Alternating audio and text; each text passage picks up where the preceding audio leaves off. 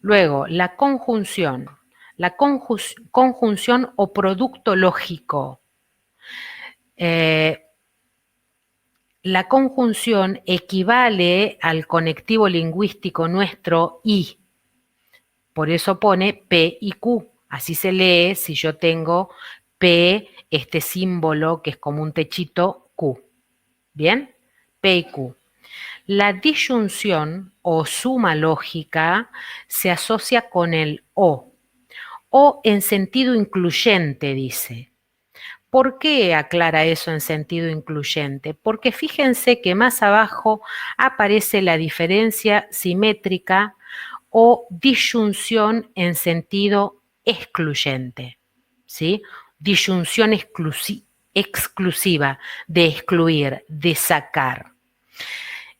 ¿Cómo me doy cuenta si un o que yo estoy usando en una oración es un o incluyente o es un o excluyente? Bueno, por ejemplo, a ver, voy a ir otra vez a mi hoja en blanco. Vamos a limpiar.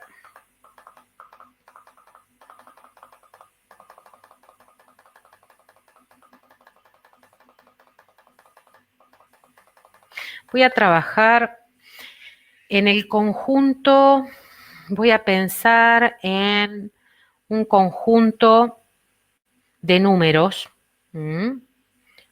Pensar en un conjunto A que está formado por números pares que están entre 0 y 10. 2, 4, 6,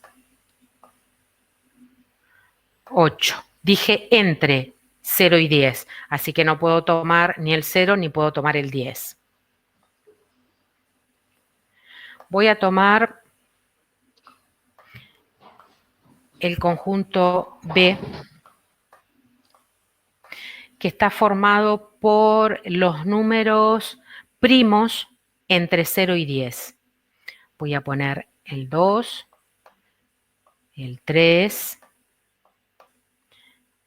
el 5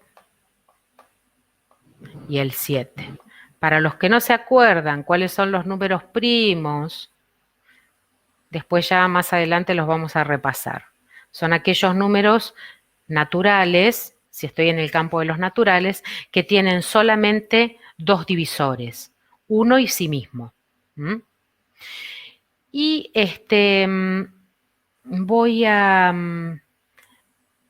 tomar, fíjense que me estoy manejando entre 0 y 10, entre 0 y 10. Así que voy a hacer una representación así, un esquemita tipo borrador, donde voy a representar todos estos números en los que estoy pensando. Estoy pensando en los números entre 0 y 10. Así que voy a considerar acá el 0, el 1, el 2, el 3, el 4, el 5, el 6, el 7, ¿qué me falta? El 8, el 9, el 10. Este es como mi universo, el conjunto de números en el que yo estoy pensando. Y voy a rodear con una curva cerrada los elementos que conforman el conjunto A y el que conforman el conjunto B. A ver, 2, 4, 6, 8. Acá. Este es el conjunto A. ¿Sí? Conjunto B, tengo que agarrar también el 2. ¿Sí? El 2 está en los dos conjuntos. ¿Ven? Ahora quiero que me digan, ¿cuáles son los números que están en el conjunto A o que están en el conjunto B? ¿Cuáles son los números que están en A o están en B? Está 4, 6 y 8. 4, ¿está Seis. en A o está en B? Sí, está en A. En A. 6, ¿está en A o está en B? Sí, está en A. El 8, ¿está en A o en B? Sí, está en A. ¿Qué más? El 2. 3. No, El 2. El 3, el 5. El 2, ¿está en A o está en B? Sí, están los Sí. dos. Ah, ok. Ah, El el 5. 5, el 3 y el 7.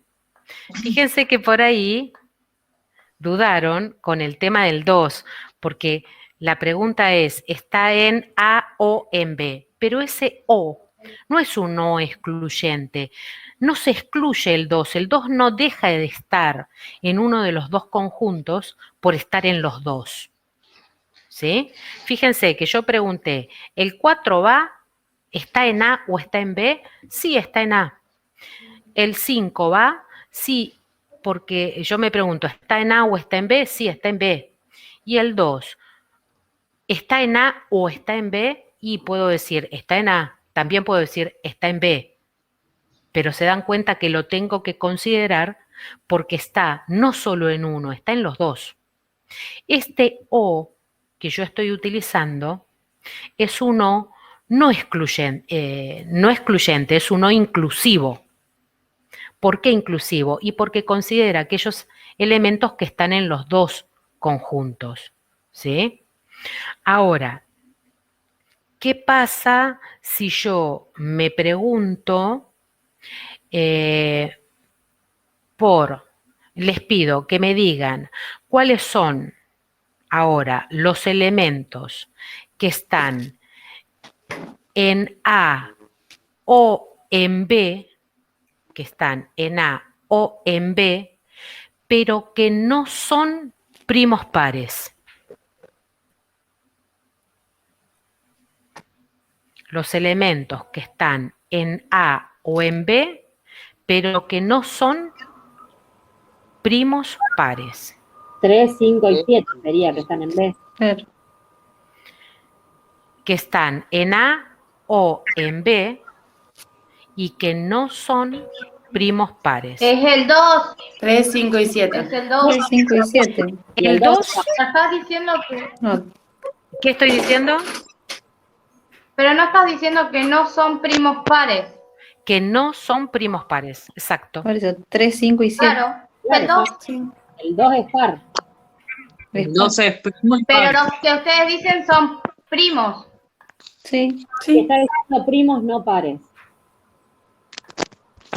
No, estoy diciendo que no son primos pares.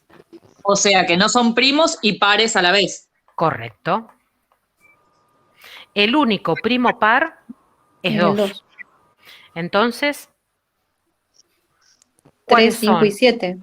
¿cuáles son los números que están en A o en B que no son primos pares? 3, 2 5 y menos el 7. 2. El 3, ¿está en A o está en B y no es primo par? En vez Sí, y es no primo, par. pero no par. Es primo. El 5 es También. primo, pero no par. El 7, ¿está en A o está en B y no es primo par? Sí, está en B. Sí. ¿Y el 4? También. No es primo y no es par. No es primo y no es par. Claro, ¿está en A o en B y no es primo par? Sí, está en A y no es primo par. Porque El es primo. 6, ¿cómo? No es primo par porque no es primo. O sea, sí es par, Ah, pero no es primo. No es claro. primo, no es primo. Claro. ¿Sí? Ah. Acá el único que yo tengo que sacar es el 2, porque la condición era, está en A o en B y no es primo par. O sea que voy a considerar también el 6 y el 8, y el único que no voy a considerar de los pares es el 2 porque es primo. Bien, ese es un o excluyente. ¿Por qué? Porque excluye ese elemento que está en los dos conjuntos. ¿Sí? Es como decir, por ejemplo, mm, aprobó o no aprobó el examen. Hay solamente dos opciones, no hay un intermedio, no hay uno aprobó a medias o un no aprobó a medias. Aprobó o no aprobó.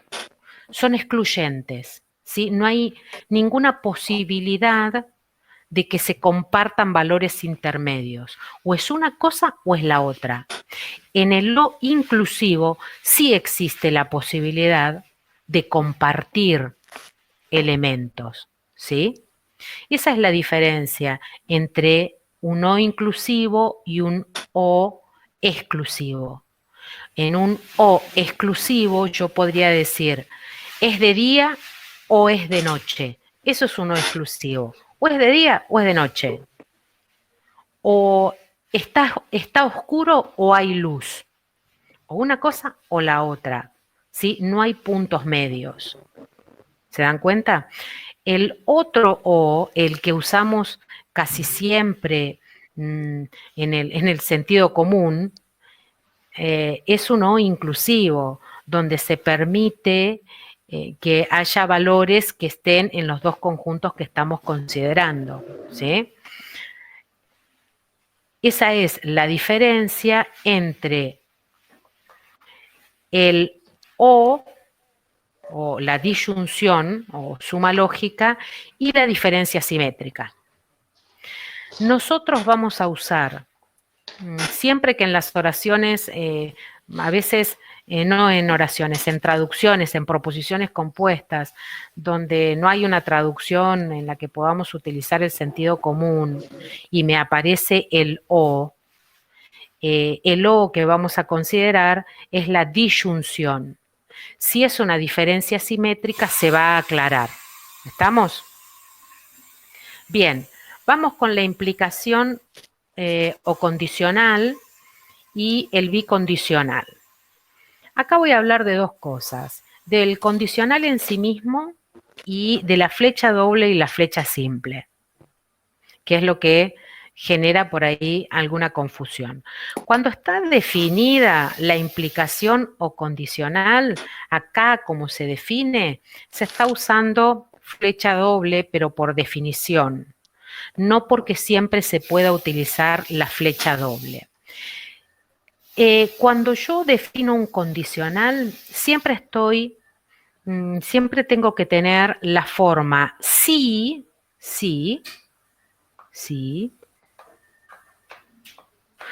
una afirmación,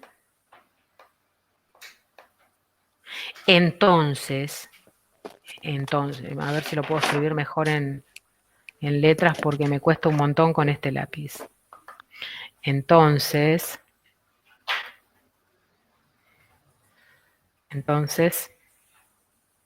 otra afirmación. Ese entonces a veces en la traducción puede ser sustituido por una coma. Pero, ¿por qué se habla de condicional? Porque yo estoy diciendo, si pasa esto, entonces como consecuencia pasa esto.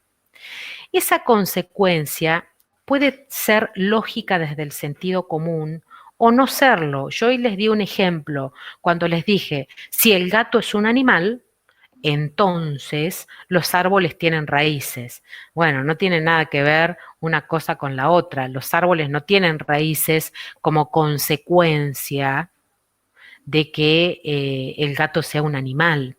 Sin embargo, es un condicional, porque está sí, que es lo que va a establecer la condición, la afirmación inicial, la proposición inicial, que es el gato es un animal, el entonces y lo que aparece como consecuencia. Vuelvo a repetir, sea correcto o no que esta consecuencia se derive de lo que se plantea acá. ¿Bien? Esta proposición que aparece acá primero, como el gato es un animal, recibe el nombre de antecedente, ¿sí? Y lo que aparece después del entonces, como consecuencia, digamos, es la proposición consecuente. ¿Bien? Ahora, acá, fíjense en el ejemplo que yo estoy dando, si el gato es un animal, entonces el árbol tiene raíces, el consecuente no es una consecuencia lógica del antecedente que está planteado, ¿sí? Entonces, la flecha que se utiliza es una flecha simple, ¿sí? Cuando se da esto de que el consecuente sí es una consecuencia lógica de lo que plantea el antecedente, entonces se utiliza flecha doble, ¿sí? ¿Se dan cuenta de la diferencia? Por ejemplo, si el auto funciona, entonces tiene combustible. ¿Qué pasa ahí? Si el auto funciona, entonces tiene combustible. Esa afirmación, en esa afirmación, ¿el consecuente se deriva lógicamente del antecedente? Sí. Sí. Y sí, porque si está funcionando, es porque necesariamente tiene combustible. ¿Sí? ¿Estamos? Bien. A ver, si lo planteo de otra manera. Si el auto funciona, entonces tiene combustible, dijimos. ¿Qué pasa si digo ahora? Si el auto tiene combustible, entonces funciona. También. Va, No. sí, también. ¿Y si no ahí tiene es verdad. batería? No, tiene condicional, es un condicional. Sigue siendo un condicional. Ojo, yo no los estoy juntando, ¿eh? Claro. Está bien, alguien que dijo por ahí un bicondicional porque pensó en las dos cosas. No, yo lo estoy pensando por separado. Si tiene combustible, entonces el auto funciona. ¿Sigue siendo un condicional? Sí, sigue siendo un Sí. condicional porque tiene la forma de condicional. ¿Bien? Pero no necesariamente tiene que funcionar el auto, no necesariamente tiene que funcionar el auto por tener combustible. ¿Qué pasa si no tiene batería, por ejemplo? Sí, o ¿Sí? sí. No funciona, pero bueno, tiene combustible. Pero, eso Pero no- tiene no importa. combustible, ¿sí? Está el tanque lleno y no está funcionando. Claro. ¿Bien? Bien. Ahora, ¿qué pasa con el bicondicional? El bicondicional es una afirmación doble. ¿Sí? Hay dos condicionales cuando uno plantea el bicondicional. Por eso la flecha doble. Uno dice, si el auto funciona, entonces tiene combustible. Y si el auto tiene combustible, entonces funciona. Afirmamos las dos cosas. Olvídense del valor de verdad. Olvídense si la afirmación es verdadera o es falsa. Lo que tienen que darse cuenta es que el bicondicional plantea una doble afirmación, ¿sí? El condicional plantea una afirmación simple. Por eso dicen P, entonces Q. ¿Bien? Ahora, el bicondicional plantea una doble afirmación bicondicional. Cuando yo digo P, sí, solo sí, lo que estoy afirmando es que no que se cumplen, sino que se pueden plantear estos dos condicionales. En realidad el bicondicional plantea una conjunción de dos condicionales. Dos condicionales. Por ejemplo, vuelvo a repetir, si el auto funciona, sí y solo sí tiene combustible. Esto, cuando yo digo eso, cuando yo uso el sí y solo sí, estoy afirmando que el auto funciona, entonces tiene combustible y Si el auto tiene combustible, entonces funciona. Son las dos cosas que estoy afirmando cuando utilizo la doble flecha, que es el bicondicional. ¿Sí? Vuelvo a repetir, el bicondicional se traduce en una conjunción de dos condicionales. No tengan en cuenta el valor de verdad. No estoy pensando en el valor de verdad, sino en la traducción nada más, en lo que significa la flecha doble y en lo que significa la flecha simple. Una aclaración importante. Cuando yo trabajo con condicionales, es muy importante ver dónde ubico el sí, porque el sí me va a permitir establecer, ubicar el antecedente. Por ejemplo, voy a ir otra vez acá. Acá. Miren esto. Dice, no serán sancionados si la notificación llegó con retraso. Voy a tomar esa primera proposición.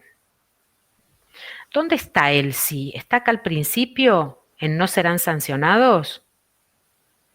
No. No, No, está no acá. está en la mitad. O sea que esta proposición de acá es el antecedente.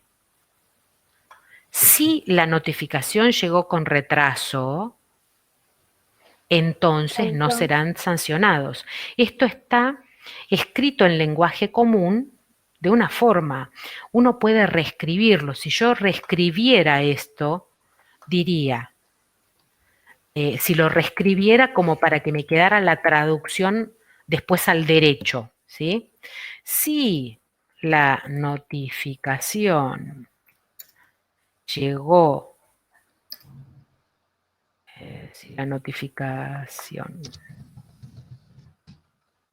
llegó con retraso, entonces no serán sancionados. Y tampoco serán sancionados, dice, si tienen justificativo médico. Fíjense que acá también hay que acomodarlo. Miren dónde está el sí, el que me establece el antecedente. Y si tienen justificativo médico, tampoco serán sancionados. ¿Se dan cuenta? A veces es necesario reordenar lo que está en lenguaje coloquial para darse cuenta cuál es el orden. Siempre los condicionales tienen la misma forma. Si el antecedente, entonces el consecuente. Pero esa estructura no siempre se respeta en el lenguaje común, así que se ordena. Eso es como para que tengan en cuenta cuando hacen las traducciones.